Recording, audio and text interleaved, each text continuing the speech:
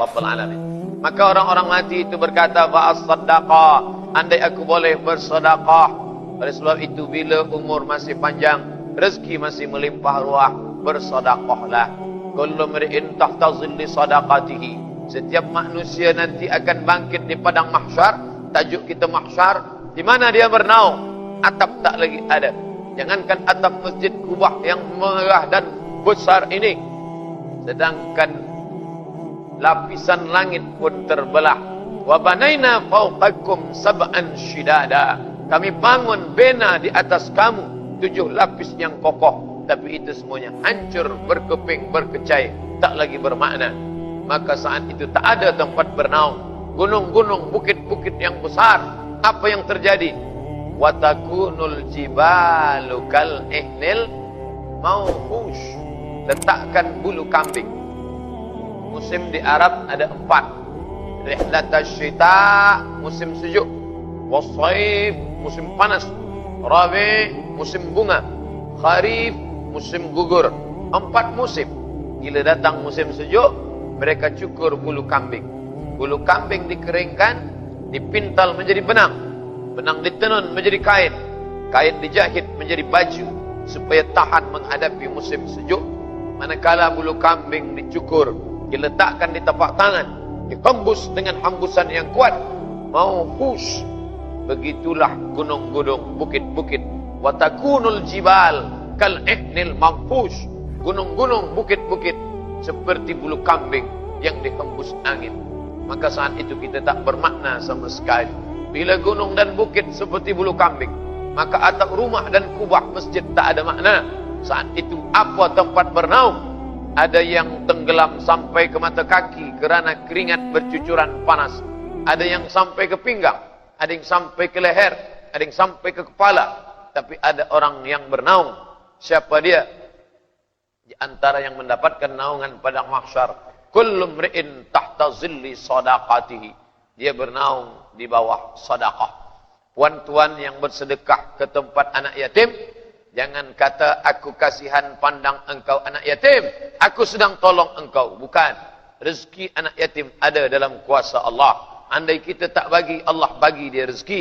Wa ma min dabbatin fil ardi illa 'ala Allah rizquha.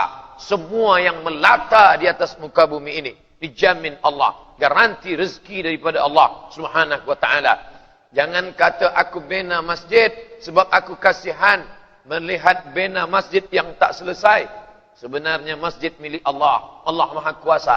Tak ada susah sulit bagi Allah. Wal Aziz, dia Maha Perkasa. Wal Jabbar, dia yang ada segalanya. Innama amruhu idza arada syai'an ay yaqula lahu kun fayakun. Maka sebenarnya manakala kita sapu kepala anak yatim, kita tidak sedang menolong dia, tapi kita sedang menolong diri kita sendiri. Kita bina masjid yang besar, sebenarnya kita bukan membina rumah Allah, tapi kita sedang membina tempat bernaung kita di padang mahsyar.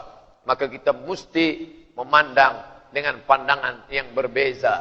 Beza pandangan orang dari atas ke bawah dengan pandangan orang dari bawah ke atas. Bila kita pandang dari atas ke bawah, saya kasihan memandang engkau. Aku tak sampai hati melihat engkau tak makan. Aku rasa iba hati memandang engkau. Tapi sebenarnya bukanlah pandang kita ke bawah, tapi yang bawah itulah yang sedang memandang kita. Ini orang sedang membina tempat dia bernaung di padang mahsyar. Kullu mri'in, semua orang, tahta zilli sadaqatihi, bernaung di bawah sedekahnya. Bila? Sampai masa bila? Hatta yuqadha bainan nas, sampai diputuskan mahkamah pengadilan Allah Subhanahu wa taala. Boleh kita bayangkan dari mula sejak Nabi Adam, Idris, Nuh, Saleh, Ilyas, Ilasa, Zakaria, Musa, Yahya, Isa, Daud, Sulaiman, Ayyub, Zulkifli, semuanya akan berada menghadap Allah. Tak terhitung berapa lama pengadilan itu.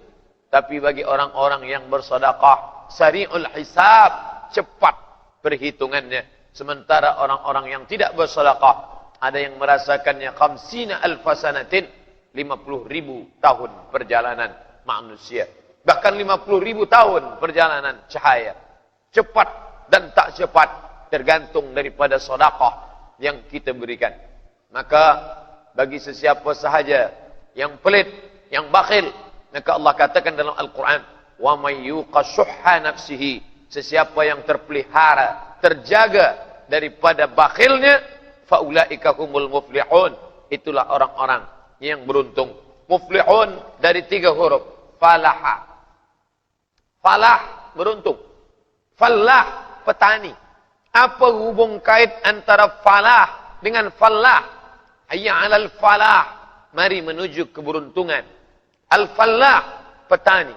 Sebab petani baru tampak tanamannya setelah dia bersusah payah. Pertama dia buang rumput. Setelah rumput bersih, dia cangkul tanah. Selepas tanah dia cangkul, dia tanam benih biji. Setelah itu dia siram. Selepas itu dia jaga. Mungkin akan ada ulat dan kuman memakan batang dan daunnya. Selepas itu dia jaga daripada kambing dan sapi yang akan memakan buahnya. Selepas itu dia jaga. Sampailah akhirnya masak dan kemudian dapat dipetik dan dimakan. Setelah itu barulah dia disebut al-fallah, seorang petani. Begitu juga lah dalam beramal ini. Pertama harta belum ada. Setelah harta ada, datang rasa sayang. Setelah sayang ada, datang rasa bakhil. Ini punya aku, ini punya saya. Bila saya bagi pada orang, maka akan habis, maka akan susah, maka akan sulit. Asyaitanu ya'idukumul faqra. Setan selalu membisikkan faqra, fakir, kurang banyak. Lau kana li bani Adam wadiyan min zahab. Seandainya anak Adam itu punya satu lembah wadi daripada emas. Ada bukit. Antara 2 bukit tanah yang landai disebut wadi, lembah. Kalaulah manusia punya 2 lembah, apakah cukup kata dia, ya Allah, cukuplah sudah? Tidak. Latamanna ayyakuna lahu wadiyan akhar. Dia meminta kepada Allah, bagilah aku 1 lembah lagi ya Allah. Andai dia punya 2, cukup. Tak pernah dia kata cukup. Dia kata, bagilah aku 1 lagi ya Allah. Walan tamla fahu illa turab. Sampai mulut itu disumbat tanah, barulah dia akan berkata, cukuplah sudah. Tapi saat itu penyesalan tak lagi bermakna. Oleh sebab itu kita disuruh berpuasa 20 hingga 30 hari lamanya. Untuk apa? Merasakan sakitnya lapar. Kalau lapar sampai ke perut, beza dengan lapar sampai ke hati. La yu'minu ahadukum, kamu tak beriman hatta yuhibba li akhihi, sampai kau sayang kepada saudaramu ma yuhibbu li nafsihi, sama seperti sayang pada diri sendiri. Bila kau cubit tanganmu sakit, begitu juga tangan orang lain. Bila kau tampar pipimu, perih, pedas di kulit, begitu juga kalau kau pukul pipi orang lain. Bila kau lapar, maka begitu juga perut orang lain. Bila engkau lapar, ada masa makan. Azan maghrib, berakhir segalanya. Allahumma laka sumtu, wa bika amantu, wa ala rizkika aftartu, bi rahmatika ya arhamar rahimin. Tapi mereka tak berkesudahan. Hari ini lapar, esok lapar, pagi lapar, petang lapar. Tak berujung, tak bertepi. Maka saat itu berbagi kepada orang lain. Datang seorang sahabat mengadu kepada Rasulullah sallallahu alaihi wasallam, an qaswatal qalbi, hatinya keras. Bagaimana mengobati hati yang keras ini ya Rasulullah?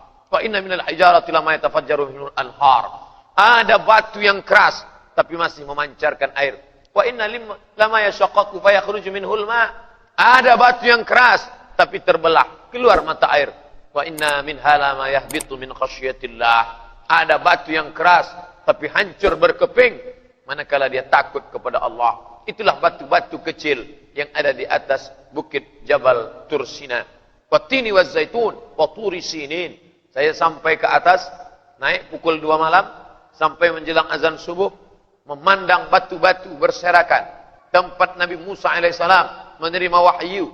Kata imam masjid yang ada di atas, inilah batu-batu yang hancur berkeping manakala Musa ingin melihat Allah. Falamma tajalla rabbuhu lil jabal, ketika Allah menampakkan cahayanya ke atas bukit itu, maka Nabi Musa kharra Musa sa'iqa, maka Nabi Musa pingsan, hilang kesadarannya. Setelah itu apa kata Musa manakala dia tersadar dari pingsannya? Tubutul an, taubat aku ya Allah. Tak ingin lagi aku meminta ingin melihat engkau. Aku bertaubat kepada engkau. Ternyata dosa para nabi bukanlah minum khamar, bukanlah berzina, bukan mencuri. Tapi ketika dia ingin meminta melihat Allah Subhanahu wa taala, dia bertobat, tubtul an, aku sekarang bertobat, tak lagi mengulanginya karena ia pingsan. Musa yang kuat dan perkasa, batu-batu bertebaran, hancur berkeping, tak lagi bermakna. Lalu kemudian datang orang bertanya kepada Sayyidina Abdullah ibnu Abbas radhiyallahu anhuma, yang paling mengerti tentang Al-Quran, yang pernah didoakan Nabi, Allahumma faqihhu fid din wa'allimhu ta'wil, dalamkan ilmu agamanya, ajarkan dia ta'wil tafsir Al-Quran. Maka ulama pun membuat satu tafsir, Tanwirul Miqbas fi tafsir Ibni Abbas, kumpulan daripada tafsir-tafsir Sayyidina Abdullah bin Abbas radhiyallahu anhuma. Hai Abdullah bin Abbas, ya, sebesar apa cahaya yang dipandang oleh Musa di atas Jabal Tursina itu? Ibnu Abbas tidak menjawab. Dia hanya meletakkan ujung kelingkingnya sambil berkata, menunjukkan betapa sedikit dan kecilnya cahaya yang ditampakkan Allah. Hancur berkeping Bukit Tursina. Tapi manusia yang sombong tak mengambil iktibar pelajaran daripada ayat itu.